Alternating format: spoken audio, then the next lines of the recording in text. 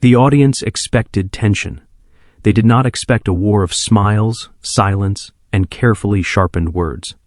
One host, one guest, one studio in London, and a confrontation that would not stay polite for long. KevinOSullivan had dismantled politicians, celebrities, and billionaires on live television, but tonight, facing Meghan Markle alone under the studio lights, even he had no idea how personal this was about to become. The studio lights of what just happened washed the set in deep blues and golds reflecting off the glass panels behind the desk. London's skyline glowed on the massive LED wall like a quiet observer to something it wouldn't be able to stop. The audience applauded as KevinOSullivan adjusted the papers in front of him, his black blazer crisp, his striped shirt slightly open at the collar, relaxed but alert. Then she walked in. Meghan Markle moved with practiced confidence, her dark hair pulled into a low, elegant bun, wearing a fitted, sleeveless, dark green top that contrasted sharply with the cool tone studio. She smiled for the cameras, not for the room. The mug with Kevin's face branded on it waited on the table between them like a silent joke. Neither of them acknowledged. Applause rose again. Meghan sat, crossing her legs smoothly, chin high, eyes already scanning Kevin with a polite, distant curiosity, as if she were inspecting furniture rather than a man. Kevin leaned forward slightly, fingers open on the desk. "Tonight we have Meghan Markle with us," he said in a measured voice. "Welcome." "Thank you," Meghan replied brightly. "I'm happy to be here." The words were warm, the tone was not. Kevin smiled faintly. "You don't visit British studios very often anymore." Meghan tilted her head.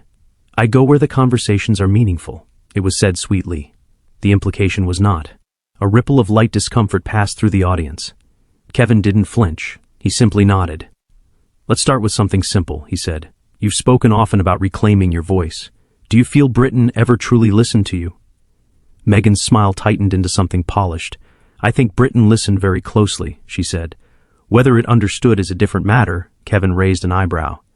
"That sounds like a diplomatic way of saying the country failed you." "I prefer to say expectations failed reality," she replied calmly. "On all sides." Her tone was smooth, almost rehearsed, but the faint edge beneath it was unmistakable. Kevin noticed it. The audience did too. Kevin folded his hands. "Yet you continue to build your public narrative largely through British and American media. Doesn't that suggest you still care deeply about British opinion?" Meghan let out a soft, amused breath.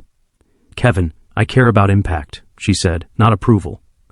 The words landed sharper than her smile suggested. Kevin leaned back a fraction. Impact without accountability can look an awful lot like control. A flicker passed through Meghan's eyes. "Only if you assume the public is powerless," she replied coolly. "Which I sincerely don't." Kevin's lips curved slightly. "Interesting, because many would argue your public image is managed with remarkable precision." Meghan lifted one eyebrow. "Is that meant to be an accusation or a compliment? An observation?" Kevin answered. "Then observe this," she said, leaning subtly forward. "Every public figure manages their image. The difference is whether people resent you for doing it well," the audience murmured. A few uneasy laughs followed. Kevin tapped his pen once against the desk. "You make it sound like criticism is always rooted in envy. Isn't it?" Meghan asked lightly. Kevin's eyes narrowed just slightly. "Sometimes it's rooted in consequence." Meghan smiled wider. "That's a very British way of romanticizing judgment." The tension thickened.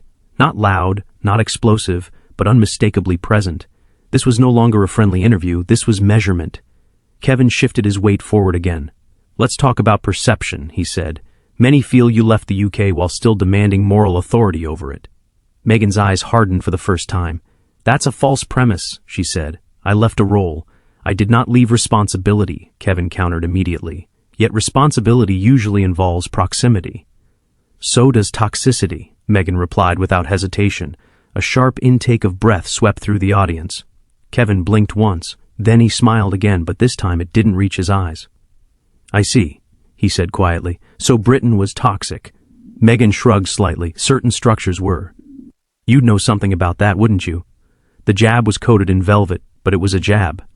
Kevin didn't interrupt her this time. He let the silence grow for half a second too long, enough for every viewer to feel it. "Well," he said slowly, "we've established the tone rather quickly. Man lifted her mug, took a slow sip, then set it down deliberately. I prefer efficiency, she said. It saves everyone time. Kevin nodded once, then let's not waste any. The camera tightened on both faces. Two smiles, no warmth left between them. And as the audience leaned forward in their seats, one thing had become painfully clear. This interview was no longer about answers. It was about who would lose control first. The smiles were still on their faces. But behind the studio lights, something had already shifted. This was no longer an interview. It had become a contest of endurance. Rehook. KevinOSullivan had waited long enough, and Meghan Markle had made one critical mistake. She assumed he would keep playing polite. Part 2.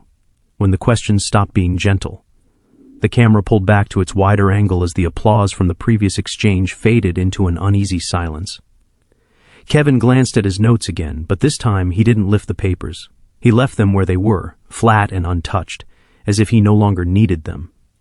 Meghan sat comfortably in her chair, shoulders back, legs crossed, one hand loosely around the mug. She looked unbothered, almost entertained. Kevin spoke again, his tone still controlled but colder now. You often speak about reclaiming your narrative, he said. Yet critics argue that your public story shifts depending on the platform. One version for American audiences, another for British ones. Which is the real one? Meghan smiled faintly. The one people choose to hear. Kevin's jaw tightened slightly. That sounds like a convenient way to avoid inconsistency. It sounds like reality, she replied. Media filters everything, including your questions. A few people in the audience reacted with soft laughter, nervous, uncertain. Kevin nodded slowly as if accepting the challenge. Let's test that, he said. You've described your time in UK as emotionally damaging. Yet at the same time, your global recognition comes largely from that period. Do you resent the place that created the platform you now use so freely? Meghan's eyes flicked for a split second, a micro-reaction almost no one would have noticed. Almost. Created, she repeated. That's generous. Kevin leaned back. You disagree? I earned every inch of it, she said calmly.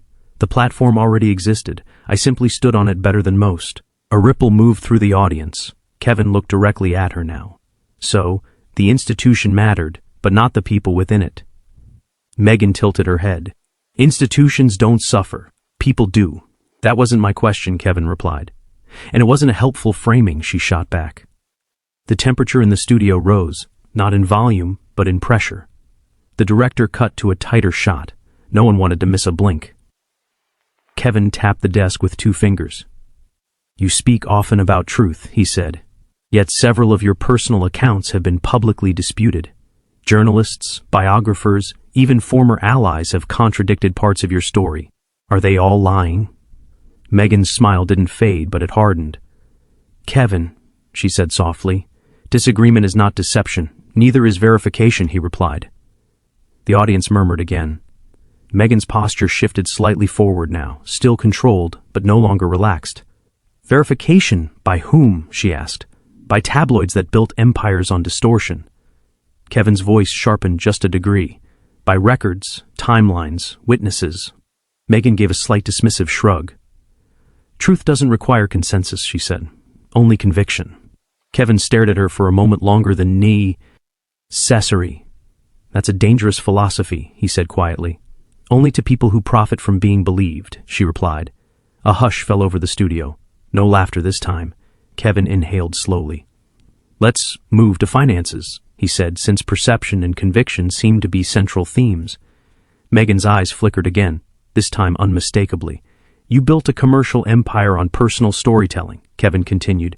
Streaming deals, documentaries, speaking tours.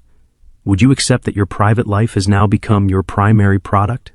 Meghan's lips pressed together briefly before she answered. I would call it ownership, she said. I decide how my story is told. And the price tag? Kevin asked, her eyes narrowed.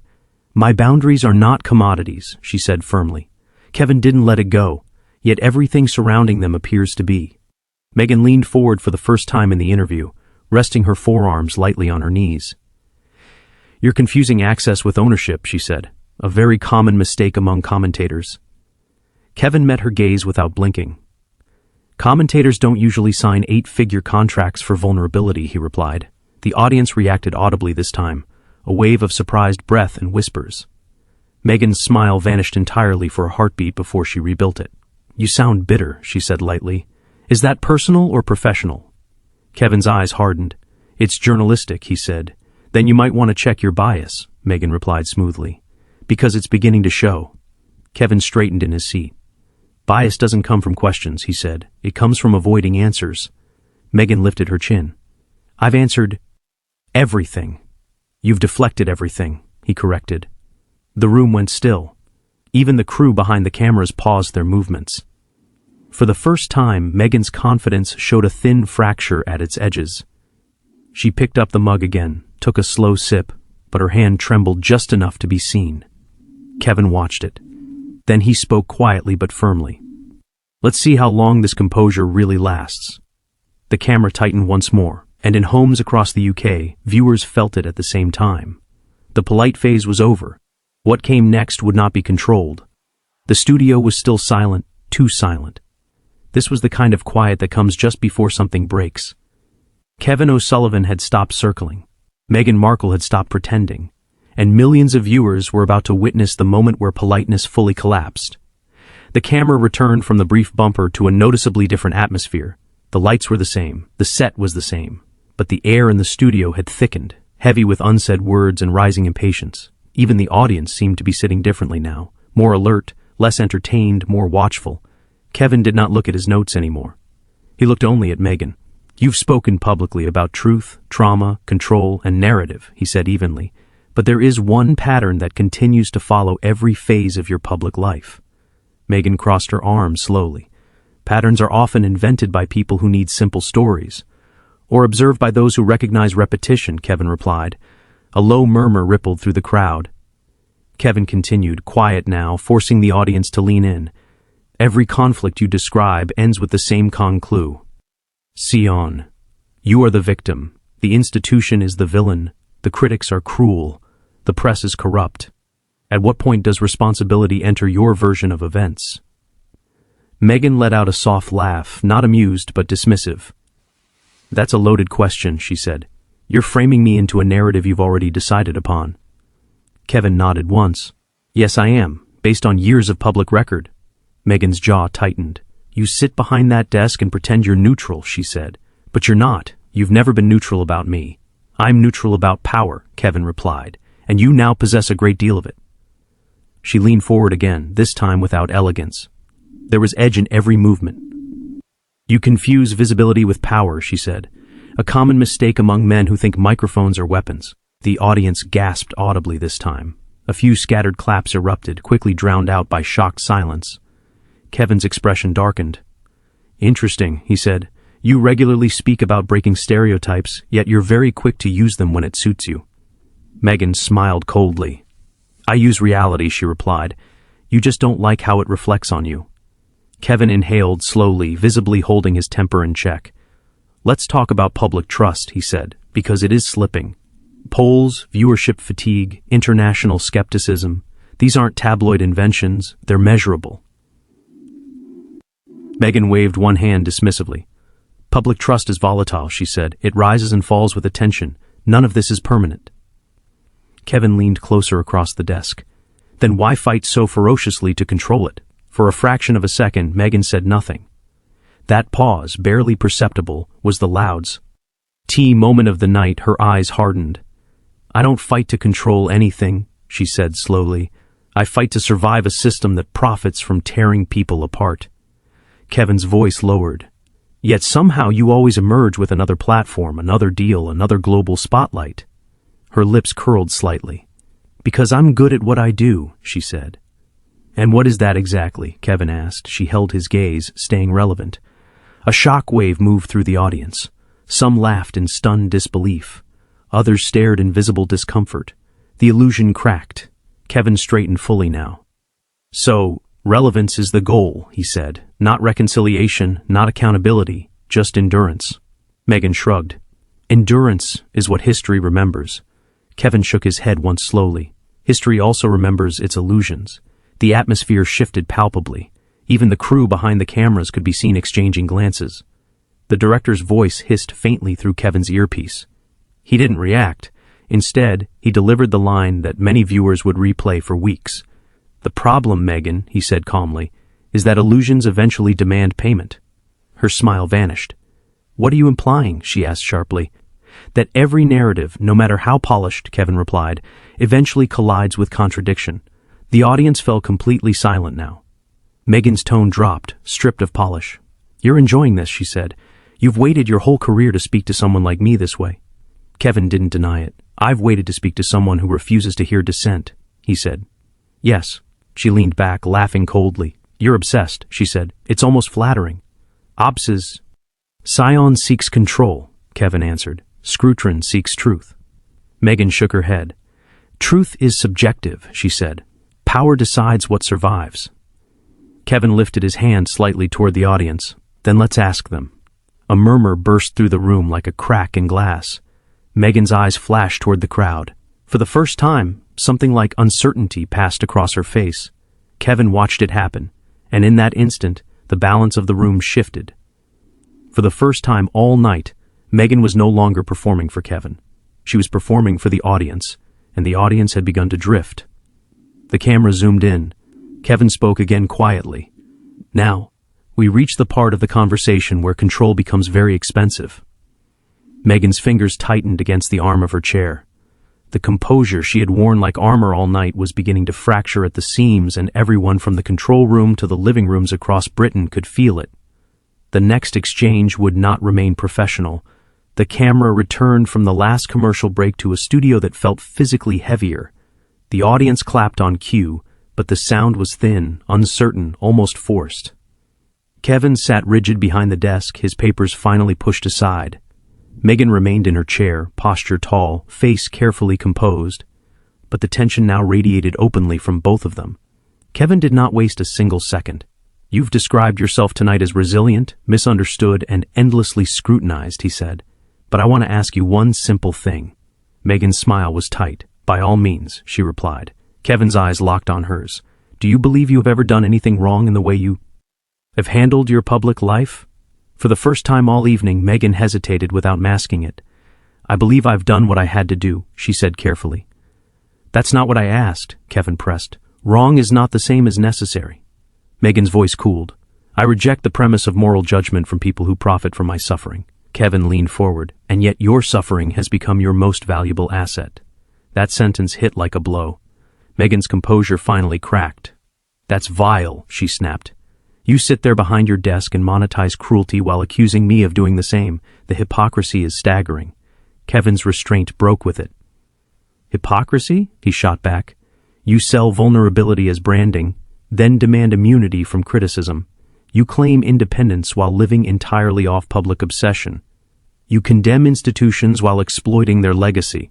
That is not victimhood, that is strategy." The audience erupted. Gasps, shouts, clapping mixed with boos. The director's voice exploded through Kevin's earpiece, but he ignored it. Meghan stood abruptly. "You don't get to define me," she snapped. "You've been waiting years for this little performance." Kevin rose halfway from his chair. "And you've spent years rehearsing yours."